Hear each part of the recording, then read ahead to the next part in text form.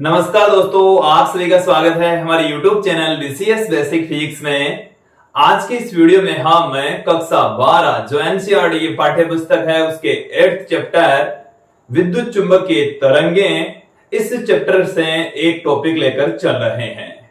आज का जो हमारा टॉपिक है वो है मैक्सवेल समीकरणें, मैक्सवेल इक्वेशंस।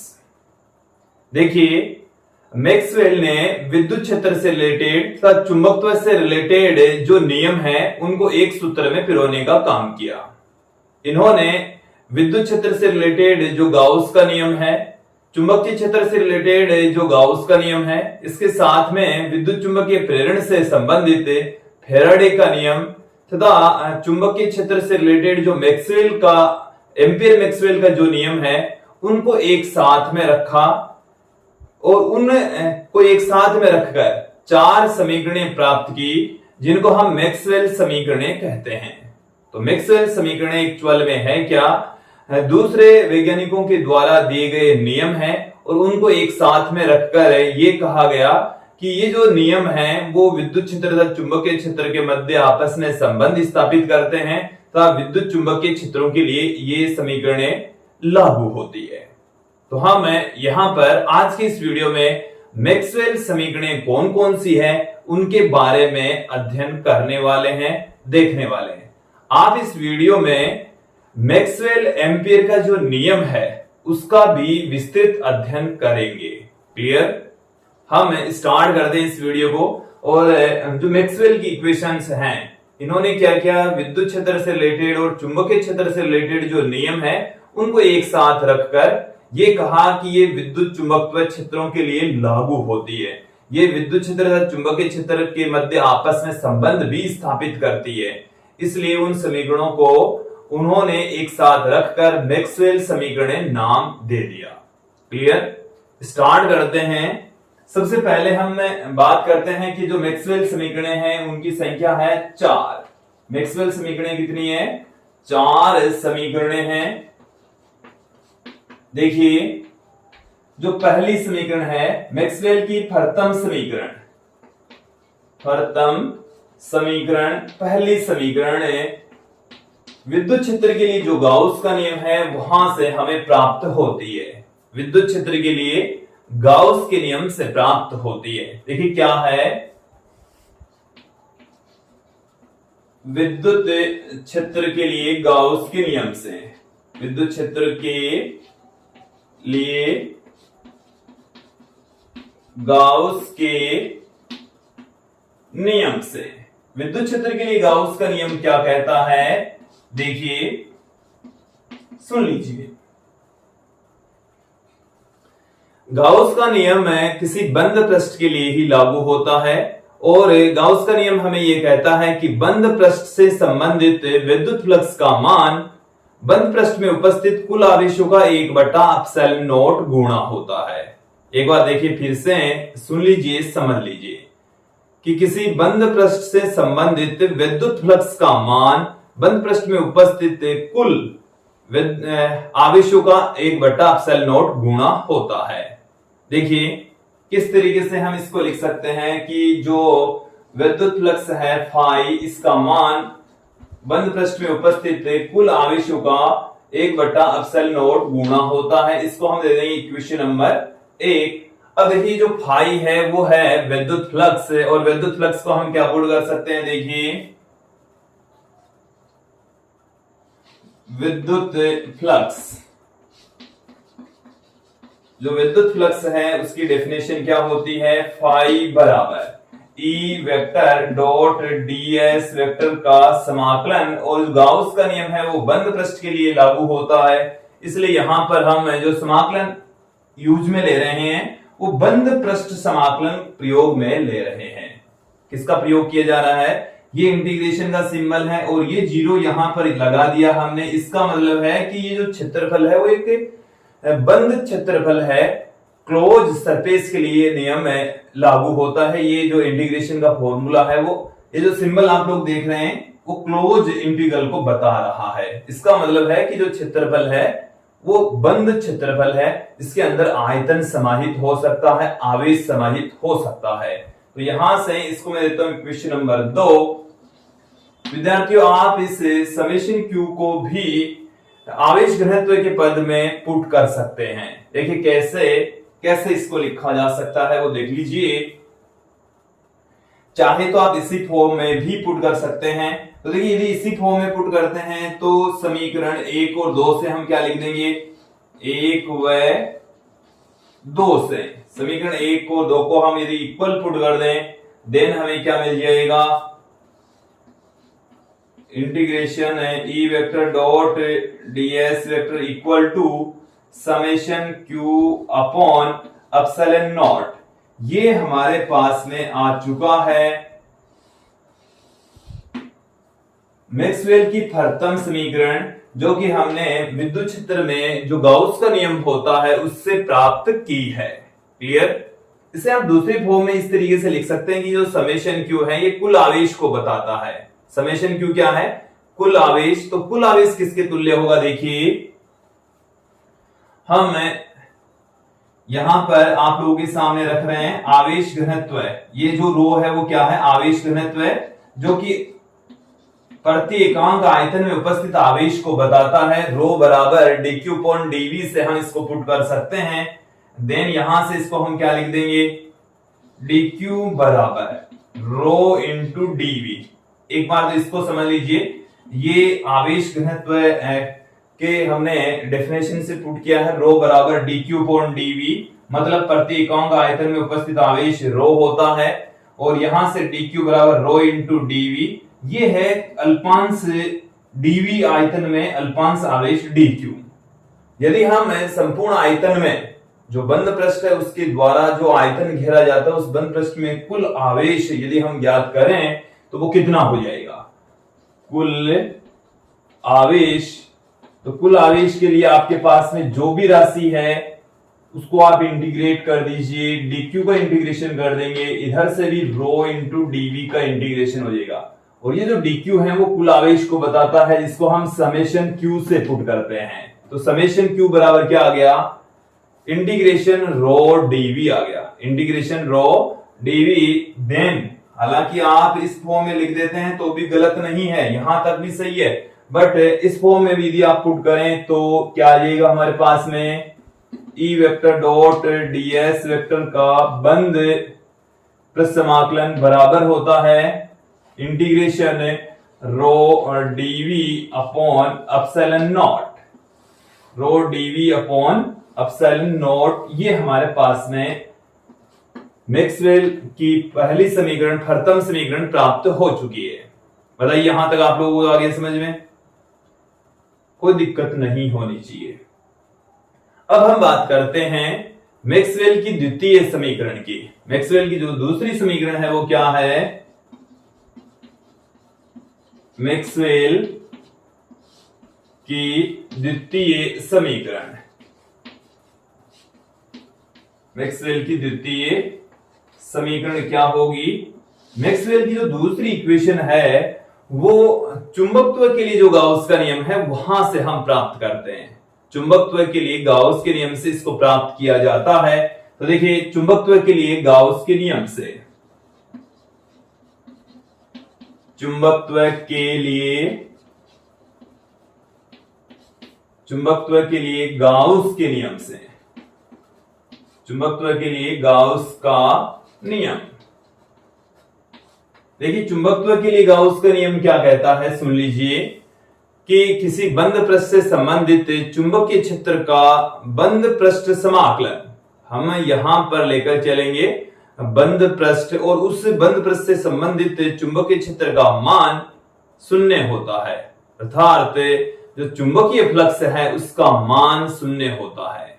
किसी बंद पृष्ठ से संबंधित चुंबकीय फ्लक्स का मान कितना होता है, शून्य होता है। तो किसी बंद पृष्ठ से रिलेटेड जो चुंबकीय फ्लक्स है उसको हम फाई बी से पुट कर दें, जिसे हम B vector dot ds vector भी पुट कर सकते हैं, जो कि शून्य होता है। जो कि कितना होता है, शून्य होता है। यही गाउस का नियम है और यही है मैक्सवेल की दूसरी समीकरण।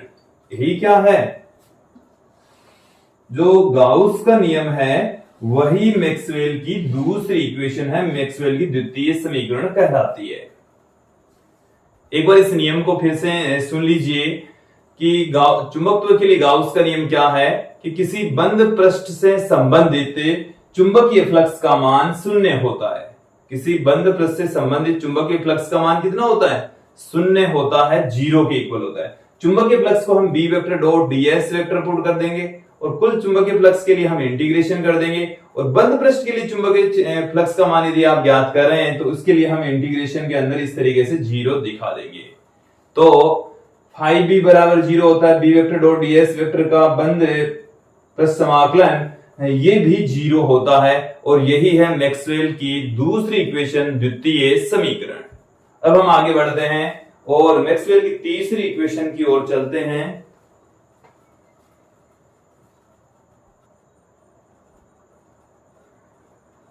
मैक्सवेल की तीसरी समीकरण, मैक्सवेल की जो तीसरी समीकरण है वो फैराडे के नियम से हम फाइंड आउट करेंगे। विद्युत चुंबकीय प्रेरण से संबंधित हमने फैराडे के दो नियम दिए हैं और उस कि जो द्वितीय नियम है उससे हम मैक्सवेल की जो थर्ड इक्वेशन है वो फाइंड आउट करेंगे। देखिए मैक्सवेल की तृतीय समीकरण,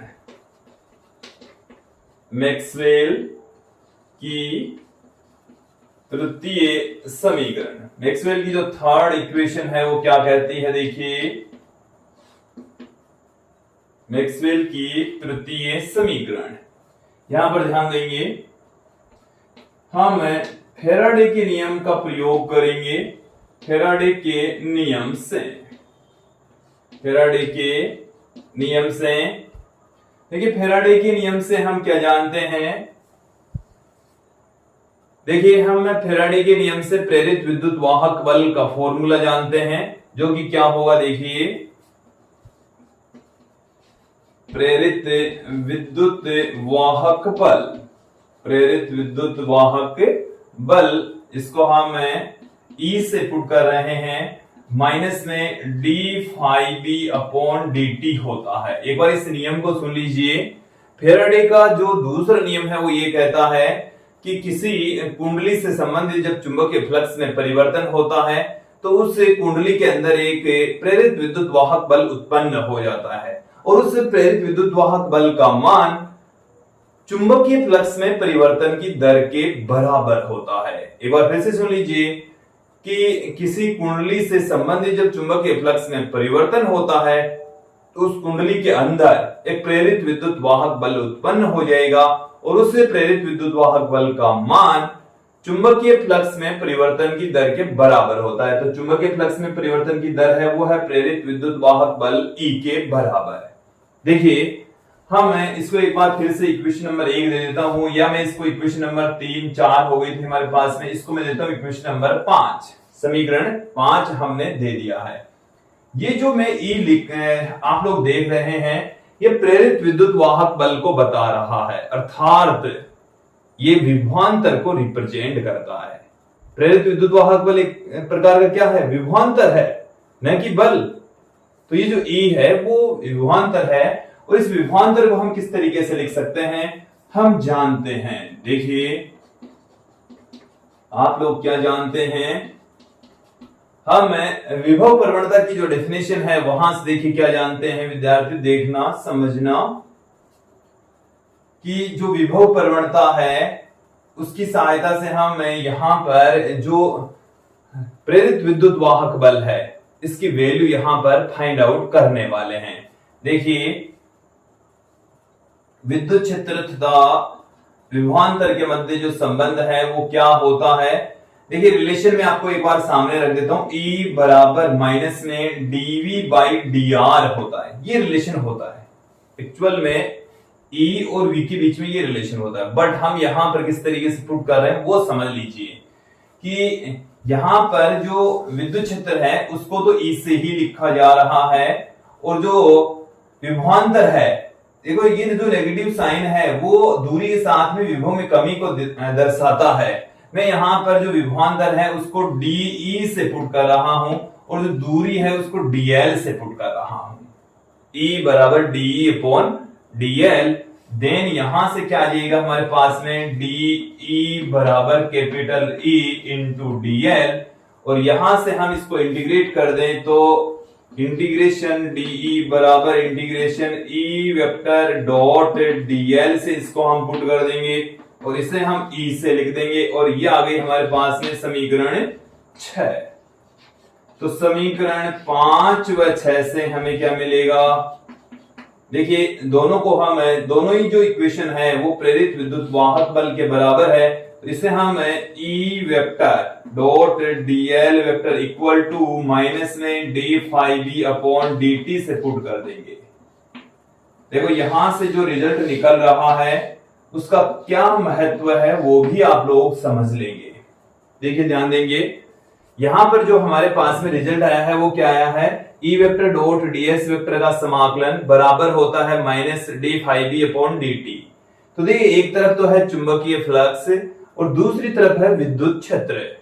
तो ये विद्युत क्षेत्र तथा चुंबकीय क्षेत्र के मध्य संबंध स्थापित करने वाला समीकरण है। विद्युत क्षेत्र और चुंबकीय क्षेत्र मतलब फाई बी को हम b इंटू ए बी लिख सकते हैं। तो ये चुंबकीय क्षेत्र तथा विद्युत क्षेत्र के मध्य संबंध स्थापित करता है। मैक्सवेल की जो थर्ड इक्वेशन है वो संबंध स्थापित करती है। हम देखो इसको इस तरीके से भी कह सकते हैं कि चुंबकीय फ्लक्स में परिवर्तन के कारण से विद्युत क्षेत्र उत्पन्न होता है। तो चुंबकीय फ्लक्स में परिवर्तन के कारण से विद्युत क्षेत्र उत्पन्न होता है, ये मैक्सवेल की थर्ड इक्वेशन से हमें प्राप्त होता है। तो एक तरीके से विद्युत क्षेत्र तथा चुंबकीय क्षेत्र के मध्य आपस में संबंध स्थापित करता है, दोनों के मध्य एक रिलेशन स्थापित करता है। अब हम मैक्सवेल की जो अंतिम इक्वेशन है उसकी ओर चलते हैं, काफी महत्वपूर्ण समीकरण होगी। देखिए मैक्सवेल का चतुर्थ समीकरण, मैक्सवेल का चतुर्थ समीकरण, मैक्सवेल की जो चौथी इक्वेशन है वो क्या है, देखिए मैक्सवेल ने एम्पियर के नियम में थोड़ा सा परिवर्तन करके एक नई इक्वेशन दी, एक नया नियम दिया जिसको हम एम्पियर मैक्सवेल का नियम भी कहते हैं। देखिए पहले हम आप लोगों के सामने रख देते हैं एम्पियर का नियम क्या है। एम्पियर के नियम से हम क्या जानते हैं कि किसी बंद वक्र से संबंधित चुंबकीय क्षेत्र का मान उस बंद वक्र में से गुजरने वाली कुल धाराओं का म्यू जीरो गुणा होता है। एम्पियर का नियम देख लीजिए, गणितीय रूप है ये एम्पियर के नियम का। यह है चुंबकीय क्षेत्र का बंद रेखा समाकलन। तो चुंबकीय क्षेत्र का बंद रेखा समाकलन का मान उस बंद वक्र में से गुजरने वाली कुल धारा, तो समेशन आई का मतलब क्या है, बंद वक्र में से गुजरने वाली कुल धारा है उसका म्यू जीरो गुणा होता है। यह है एम्पियर का नियम। एक बार फिर से सुन लीजिए, एम्पियर का नियम क्या है, ये बंद वक्र के लिए लागू होगा, बंद लूप के लिए ही लागू होगा। तो किसी बंद वक्र से संबंधित चुंबकीय क्षेत्र का मान उस बंद वक्र से गुजरने वाली कुल धाराओं का म्यू जीरो गुणा होता है। इसे हम देखो ये है बंद वक्र से संबंधित चुंबकीय क्षेत्र, इसे हम चुंबकीय क्षेत्र का बंद रेखा समाकलन भी कह देते हैं। एक ही बात है, ये क्या है, चुंबकीय क्षेत्र का बंद रेखा समाकलन, और या हम इसको कह सकते हैं बंद वक्र से संबंधित चुंबकीय क्षेत्र। क्लियर। अब देखिए हमने लास्ट टॉपिक में विस्थापन धारा में ये पढ़ा है कि जब विद्युत क्षेत्र या विद्युत फ्लक्स में परिवर्तन होता है, विद्युत क्षेत्र या विद्युत फ्लक्स में परिवर्तन होता है तो एक धारा उत्पन्न हो जाती है जिसे हम विस्थापन धारा कहते हैं, डिस्प्लेसमेंट करंट कहा जाता है। एक बार फिर से सुनना ध्यानपूर्वक कि जब विद्युत फ्लक्स या विद्युत क्षेत्र में परिवर्तन होता है तो उससे भी एक धारा उत्पन्न हो जाती है जिसको हम विस्थापन धारा, डिस्प्लेसमेंट करंट कहते हैं। तो ध्यान देंगे कि यदि किसी सर्किट में जो बहने वाली कुल धारा है, एक तो है मुक्त इलेक्ट्रॉनों की वजह से प्रवाहित धारा जिसको हम चालन धारा कहेंगे, और एक है विद्युत क्षेत्र में परिवर्तन के कारण से प्रवाहित धारा जिसको हम विस्थापन धारा कहेंगे। तो देखिए जो कुल धारा है, कुल धारा को हम I बराबर IC प्लस ID से पुट कर देंगे। ये जो IC है ये मुक्त इलेक्ट्रॉनों के कारण से प्रवाहित होने वाली धारा होती है जिसको हम चालन धारा कह देंगे। इसको क्या कहा जाएगा? चालन धारा। और ये जो आईडी है इसको हम विस्थापन धारा कहेंगे, डिस्प्लेसमेंट करंट कहा जाएगा। विस्थापन धारा डिस्प्लेसमेंट करंट आईडी से इसको हम पुट कर देंगे। तो जब यहां पर हम समेशन आई का मान आईसी प्लस आईडी ये पुट कर दें, देन हमें क्या मिल जाएगा? B vector dot DL vector equal to mu zero IC plus ID प्राप्त हो जाएगा। आईसी प्लस आईडी, ये जो आईडी है इसको हम डिस्प्लेसमेंट करंट कहते हैं। इसका वीडियो हमने बना दिया है, वो आप देख सकते हैं। और वहां से आईडी जो डिस्प्लेसमेंट करंट है इसका सूत्र फॉर्मूला भी देख सकते हैं। देखिए आईडी बराबर हमने क्या देखा था? जो विस्थापन धारा होती है वो विद्युत फ्लक्स में परिवर्तन के कारण से उत्पन्न होती है, epsilon naught D phi E upon dt के बराबर होती है।